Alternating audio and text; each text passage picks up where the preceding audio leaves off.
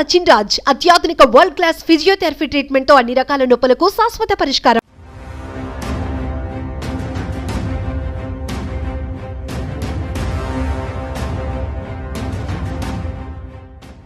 ప్రస్తుతం మనం శ్రీరామ జన్మభూమి అయినటువంటి అయోధ్యలో ఉన్నాం.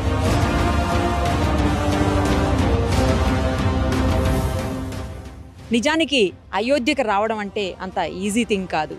కానీ కేవలం సుమన్ టీవీ ప్రేక్షకుల కోసం రామమందిర నిర్మాణాన్ని మీకు చూపించాలి అన్న ఉద్దేశంతో ఇంత దూరం సుమన్ టీవీ వచ్చింది.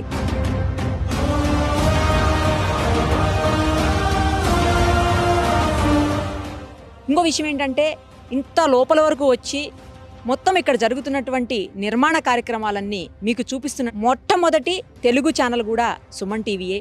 డిజిటల్లో అయితే ఎవ్వరూ ఇలాంటి సాహసం చేయలేదు ఇప్పటి వరకు. ఇది నిజంగా నా అదృష్టంగా భావిస్తున్నాను, పూర్వజన్మ సుకృతంగా ఫీల్ అవుతున్నాను. ఎందుకంటే రాముడు తిరగాడినటువంటి ఈ నేల, ఈ భూమి మీద అదే ప్లేస్లో మేము కూడా తిరుగుతున్నాము అంటే చాలా ఆనందంగాను గర్వంగాను ఉంది. నిజంగా అది అదృష్టమనే చెప్పాలి. నా వెనకాల రామమందిరం కనిపిస్తూ ఉంది, మీరు ఒక్కసారి చూడండి. రామమందిర నిర్మాణం చాలా వేగవంతంగా జరుగుతోంది.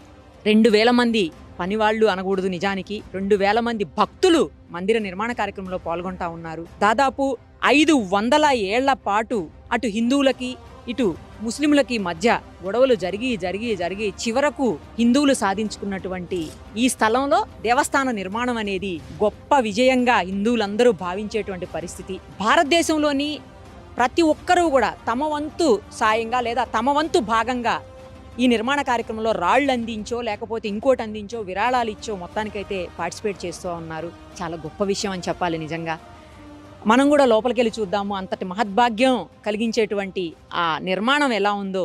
దాదాపు 400 అడుగుల పొడవుతోటి 300 అడుగుల వెడల్పుతోటి 50 అడుగుల లోతైనటువంటి ఫౌండేషన్ జరిగింది ఇక్కడ. ఎందుకంటే కిందంతా 100 ఏళ్ల తరబడి నిర్మాణాలు ఒకదాని మీద ముందు మందిర నిర్మాణం, తర్వాత మసీదు, మళ్ళీ మందిరం, మళ్ళీ మసీదు, ఇలా ఇప్పుడు రామ మందిరం ఇలా జరుగుతూ వచ్చింది.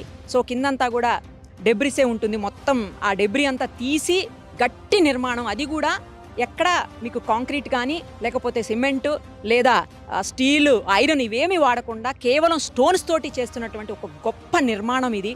తప్పకుండా అయోధ్యలో జనవరి 20వ తారీఖున మనందరికీ అందుబాటులోకి రాబోతున్నారు స్వామివారి దర్శనానికి. అందరూ కూడా విజిట్ చేయండి. ఫస్ట్ అయితే లోపలికి వెళ్ళి ఒకసారి చూసొద్దాం రండి.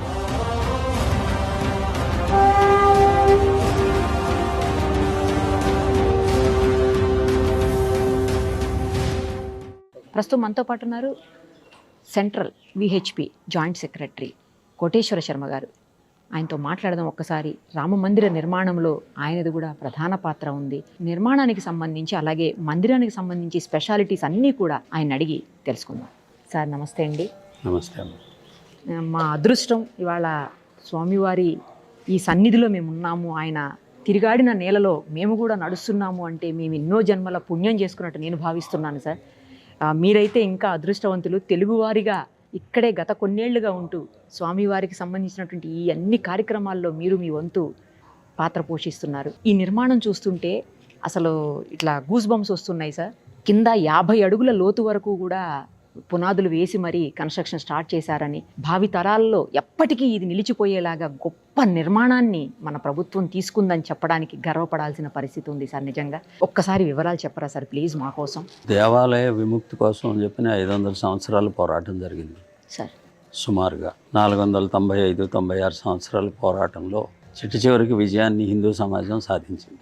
1984వ సంవత్సరంలో విశ్వ హిందూ పరిషత్కి దేశంలోని ధర్మాచార్యులందరూ కలిసి శ్రీరామ జన్మభూమి విముక్తికి సంబంధించిన పోరాటాన్ని ఇప్పటి వరకు ఉత్తరప్రదేశ్ ప్రజలు, అయోధ్య సాధు సన్యాసులు నిర్వహిస్తూ వచ్చారు. ఇక నుంచి మీరు నిర్వహించవలసింది అనేటువంటి బాధ్యతను అప్పగించినటువంటి ధర్మిల. దీనికి సంబంధించి 1984లో ఢిల్లీలో విజ్ఞాన మందిరంలో ధర్మాచార్య సమ్మేళనంలో ఈ బాధ్యతను విశ్వ హిందూ పరిషత్కి అప్పగించారు.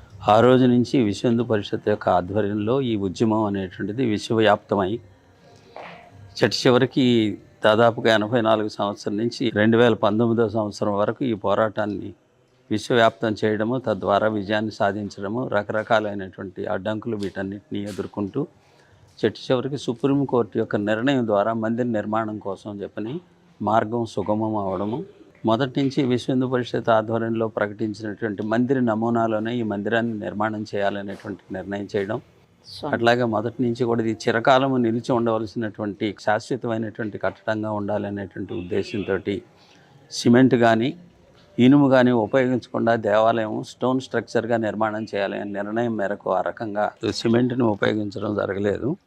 ప్రత్యేకమైనటువంటి మెటీరియల్ తయారు చేసి దాన్ని ఆధారంగా ఈ పునాది వేసుకురావడం అనేటువంటి జరిగింది. ఈ డెబ్రిస్ కారణంగా దీనికి లోడ్ బేరింగ్ స్ట్రెంగ్త్ ఉండదు అని అనేటువంటి ఎక్స్పర్ట్స్ చెప్పడంతో దాన్ని మొత్తాన్ని కూడా తొలగించి ప్రత్యేకంగా పునాది నిర్మాణం చేయాలన్నారు. కాబట్టి ఆ రకంగా దీన్ని 400 అడుగులు పొడవు, 300 అడుగులు వెడల్పు, 50 అడుగుల లోతు నుంచి మట్టిని తీసేసి తిరిగి దీన్ని మళ్ళీ ఒక ప్రత్యేకమైనటువంటి ఒక బండరాయిలాగా ఈ పునాది నిర్మాణం చేయడం జరిగింది. దానిపైన ఈ దేవాలయం యొక్క నిర్మాణం. ఈ పునాది పైన 22 అడుగుల ఎత్తున గ్రానైట్ తోటి పీఠం, ఈ పీఠం పైన దేవాలయం యొక్క స్తంభాలు, దేవాలయం సూపర్ స్ట్రక్చర్ అనేటువంటిది నిర్మాణం జరుగుతుంది. దీనికి కావాల్సినటువంటి శిల్పాలని 1990 సంవత్సరం నుంచి అయోధ్యలోను, రాజస్థాన్లోను కూడా శిల్పాలు చెక్కే పని ప్రారంభించాం. ఆ రకంగా తీర్పు వచ్చే నాటికి గ్రౌండ్ ఫ్లోర్ కావాల్సినటువంటి స్తంభాలు చెక్కడం పూర్తి అయిపోయింది. Okay sir. ఇక వెంటనే పునాదులతోటి ప్రారంభం చేసి దేవాలయాన్ని అతి త్వరగా పూర్తి చేయాలనేటువంటి ఉద్దేశంతో ఆ రకంగా యోజన చేయడం జరిగింది. ఈ దేవాలయం యొక్క శైలి భారతదేశంలో అనేకమైనటువంటి శిల్పకళా పద్ధతులు ఉన్నాయి. దక్షిణ భారతదేశంలో చోళ శైలి, హొయసాల శైలి, ఈ రకమైనటువంటి చాళుక్య శైలిలో ఉండేటువంటి దేవాలయాలు మనకు కనిపిస్తాయి. ఒరిస్సా ఇటువైపున కళింగ స్టైల్లో దేవాలయాలు ఉంటాయి. ఇది ఉత్తర భారతదేశంలో నాగరి స్టైల్లో దేవాలయ యొక్క నిర్మాణం జరుగుతుంది. నాగరి స్టైల్ అంటారు దీన్ని. సోమనాథ్ దేవాలయం యొక్క నిర్మాణం కూడా ఇదే శైలిలో జరగడం జరిగింది. అదే రకంగా డిజైన్ చేయడం, దానికి తగినటువంటి విధంగా అన్ని ఏర్పాట్లు చేయడం.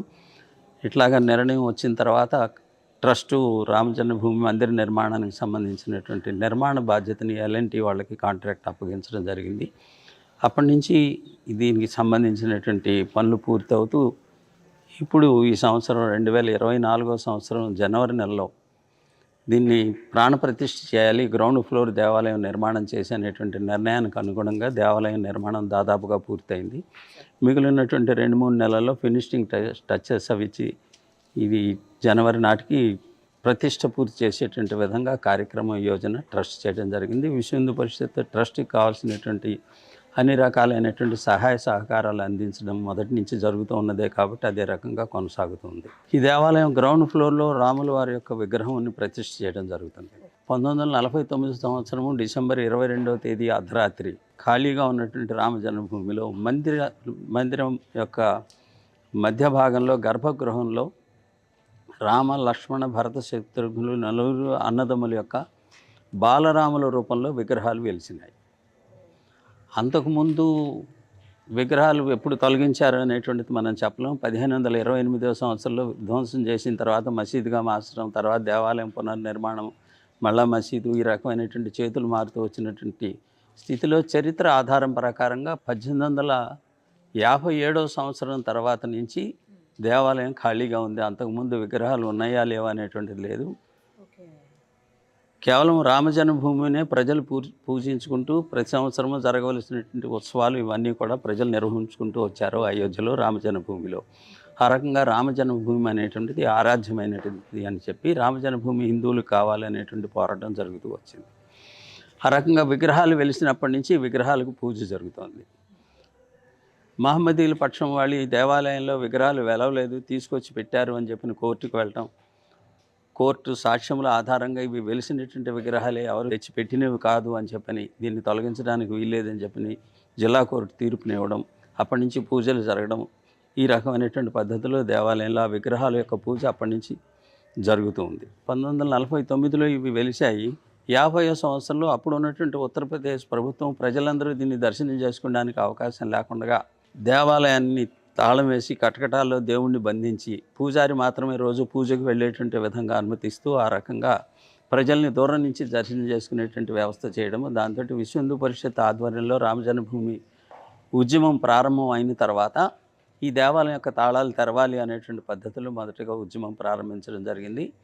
ఆ రకంగా 1986 సంవత్సరం ఫిబ్రవరి నెలలో కోర్టు తీర్పు ద్వారా తాళాలు తొలగించడము, అప్పటి నుంచి ప్రత్యక్షంగా దర్శనం చేసుకోవడము, దానికి సంబంధించినటువంటి సెక్యూరిటీ అరేంజ్మెంట్స్, కటకటాలు, ఇవన్నీ క్యూ లైన్, వీటన్నిటి ద్వారా దాదాపుగా 1 కిలోమీటర్ క్యూలో అటు ఇటు తిరుగుతూ దర్శనం చేసుకోవడం, ఒక 50 అడుగుల దూరం నుంచి దర్శనం చేసుకునేటువంటి స్థితి కొనసాగుతూ వచ్చింది 86 నుంచి.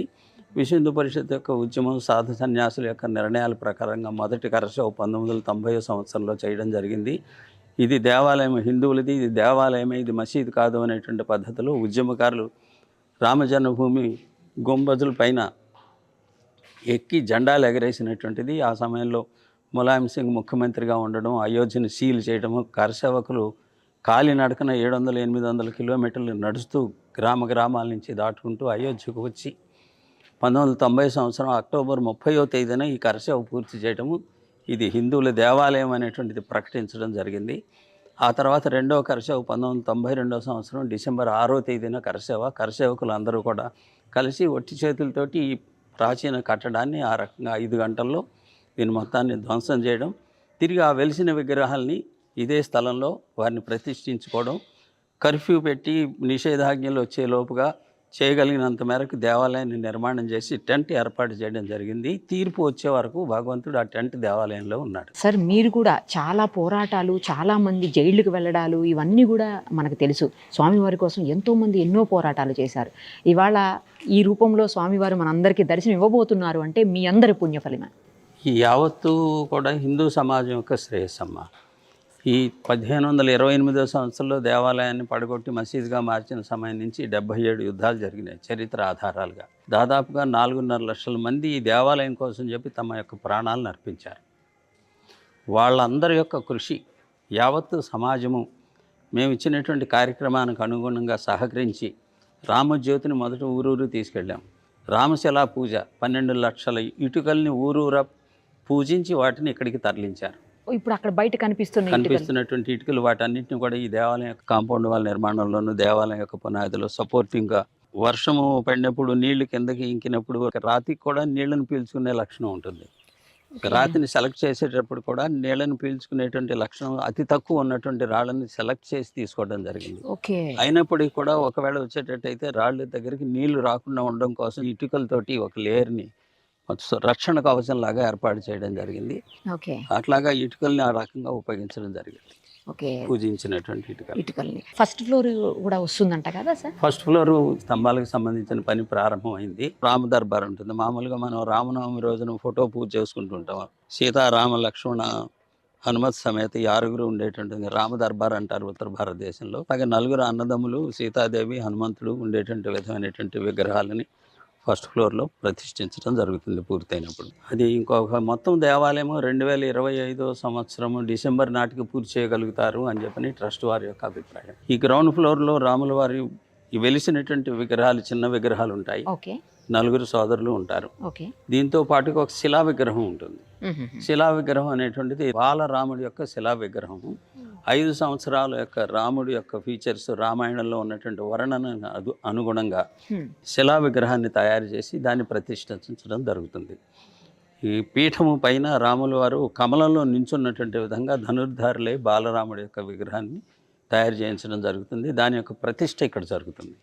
ఈ ప్రతిష్టకు ఉపయోగించవలసినటువంటి దక్షిణాది సాంప్రదాయం ప్రకారంగా విగ్రహం యొక్క క్రింద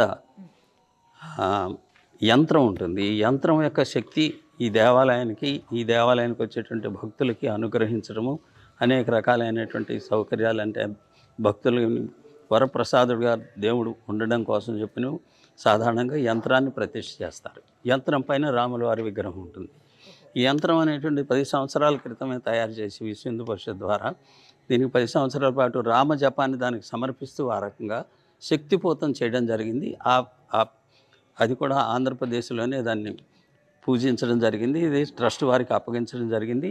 ప్రతిష్ఠ సమయంలో పీఠం పైన ఈ యంత్రం పైన రాముల వారి యొక్క విగ్రహం ఉంటుంది. విగ్రహం యొక్క సుమారుగా 4.5 అడుగులు ఉంటుంది. మందిరం యొక్క డిజైను దీనికి అనుగుణంగా ఈ విగ్రహం యొక్క ఎత్తు అనేటువంటిది రామనవమి రోజున సూర్యకిరణాలు రాముల వారి యొక్క ముఖం పైన ప్రసరించేటువంటి విధమైనటువంటి పద్ధతిలో డిజైన్ చేయడం జరిగింది. ఆ రకమైనటువంటి పద్ధతిలోనే ఎత్తు వగైరా వగైరా శరీరం యొక్క మొత్తం కూడా బాడీ యొక్క ఫీచర్స్ అన్నిటిని ఆ రకంగా సెటప్ చేయడం జరిగింది. Okay okay.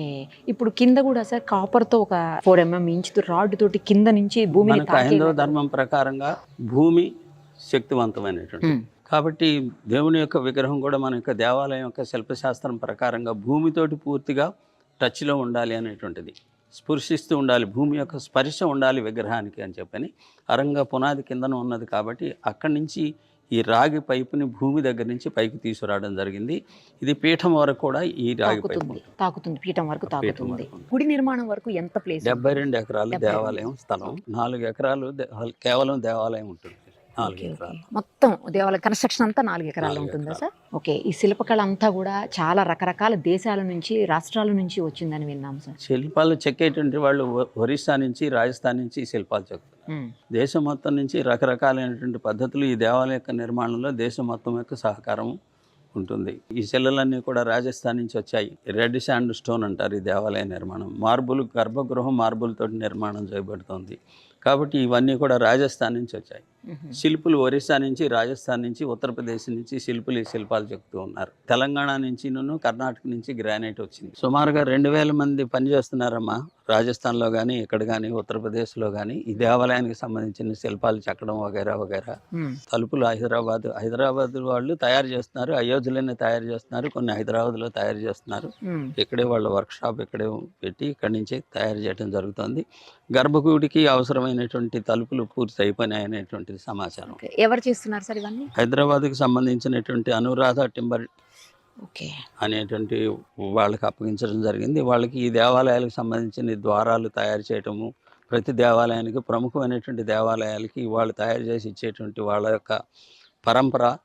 అదే రకంలో వాళ్ళు రామ జన్మభూమిని అప్రోచ్ అవ్వడం, ఇట్లాగా మేము దేవాలయాలకి తలుపులు ఇచ్చేటువంటి అలవాటు ఉన్నది, లేదా ఆ గౌరవాన్ని మేము పొందుతున్నాం. మాకు కూడా ఈ దేవాలయానికి కూడా అలాగే తలుపులు సమర్పించాలని ఉన్నది అని అప్పుడు ముందుగా వాళ్ళకి మీరు ఒక మోడల్ తయారు చేసి తీసుకురండి అని చెప్పడం జరిగింది.